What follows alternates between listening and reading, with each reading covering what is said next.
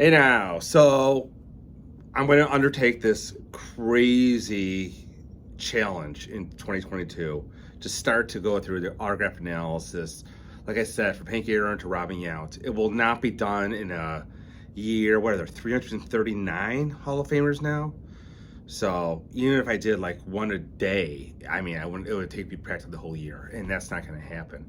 So a lot of you may be wondering what qualifies me and what resources am I going to use to try to do an autograph analysis of all the Hall of Famers. And to be honest, no, I don't work for any of the big three. As most of you know, I am a CPA. Quick background though, like I said, I've been collecting in-person Baseball Hall of Fame autographs since 1984. First National was 93. I've been going almost regularly since then. And you can see behind me, I've been doing the deceased Hall of Famers since 2008. And I mean, I've always been trying to upgrade, and I feel I put it in my 10,000 hours. I'm still not perfect. To be honest, Joe DiMaggio gets me a lot. The Ted Williams, except for the open A's that they talk about and the open D's, they can get me a lot. There's some great forgers out there. I don't think anyone is perfect. There's a lot of great resources now, fortunately, also out there. A couple of resources I'm going to use. I won't read any directly from, but they're out there in case you want to go out there. This is like the first book I ever got on autographs. It was from 1991. It came out from Sports Collectors Digest, the Baseball Autograph Handbook. It actually did a pretty good job at the time for identifying Hall of Famers and what to look for. They do give it examples like in the books here. Unfortunately, some of them are just horrible examples. For example, my favorite is like when this book came out in 91, a Tim Keefe autograph really didn't even exist. But if you go to like Tim Keefe here, I'm gonna get there in a second. He goes, Keefe was an obliging signer in the day, but remains fairly difficult. They have a picture of Tim Keefe. This is not a Tim Keefe autograph. It's a horrible fake. In addition, who knows that Tim Keefe was a good signer? No one was asking for autographs when he died. I think he died like 1903 or something, or whenever he died. It was impossible to get an autograph. Who knows if he was an obliging signer? But it's a good book. I'm going to share some tips from that. Of course, there's the original great catalog of all time, the Barry Halper catalog. When I'm bored at night, I love reaching through this. You can order this. There are examples in there, and Halper was known a lot. Well, a lot of his material was forged. It turned out later, not a lot, but enough. And a lot of the stuff was stolen, unfortunately. Just because it was stolen doesn't mean it was not authentic. A lot of the autographs in here, a lot of the older stuff, there's some great stuff in here. Of course, buy the catalog. It's a great catalog to look in. There's a lot of great pictures. I wish they had more pictures. It's actually 2 volumes, volumes 1 and volume 2. If you're a vintage Hall of Fame autograph guy, volume 1 is the way to go. So there's that.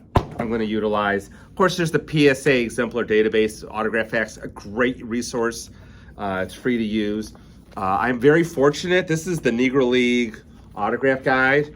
And one of the, Kevin Keating, who's now the head of PSA, as well as Michael Kolith, who actually follows my channel. Michael, thank you so much for following this channel.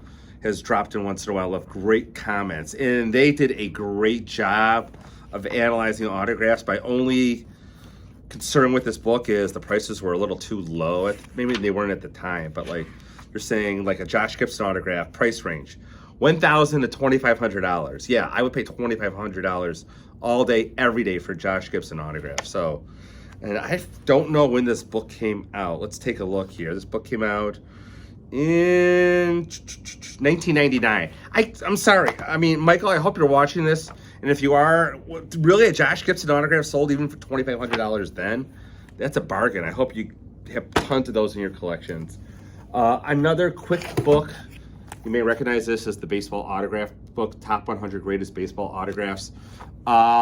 It's a good resource, not a great resource. It's a beautiful book. Nice hardcover book. I don't know if you can see that. There's some gorgeous, I'm flipped open to just the John McGraw, for example. I just happened to flip open to this page.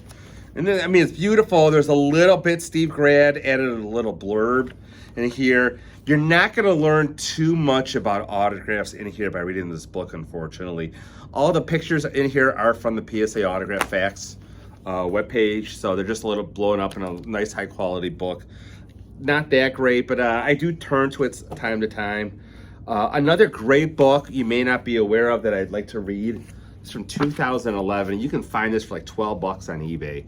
So what this book is let's see, autograph reference. Anyways, what the author did is there's nothing about the autographs themselves, but there's pictures in here.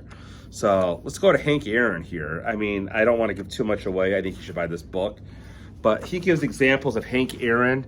Maybe you can see that here, where he gives not only examples of the autograph from his different periods, he gives examples of authentic inscriptions, the common ones, what they should look like.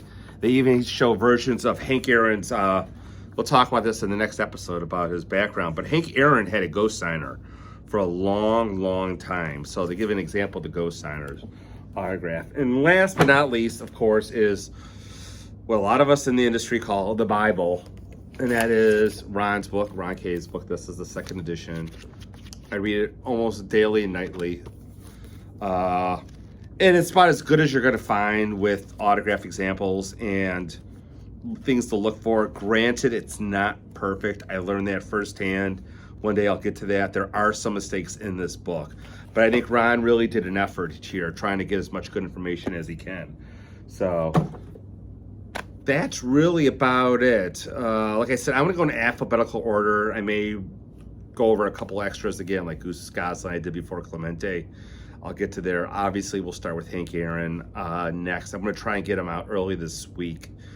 And if I can get through G or H by the end of the year, that would be a miracle. I plan on doing one or two maybe a week, as well as regular pickups if any come along. Still want to talk about, again, the Hall of Fame announcement when they come out. At the current rate, it looks like maybe David Ortiz will get in. I still don't think anyone's going to get in. That's my personal opinion. And maybe we'll touch on taxes and everything else like that. So wish me good luck. I'm over COVID, I think. And that is about it. As always, keep collecting.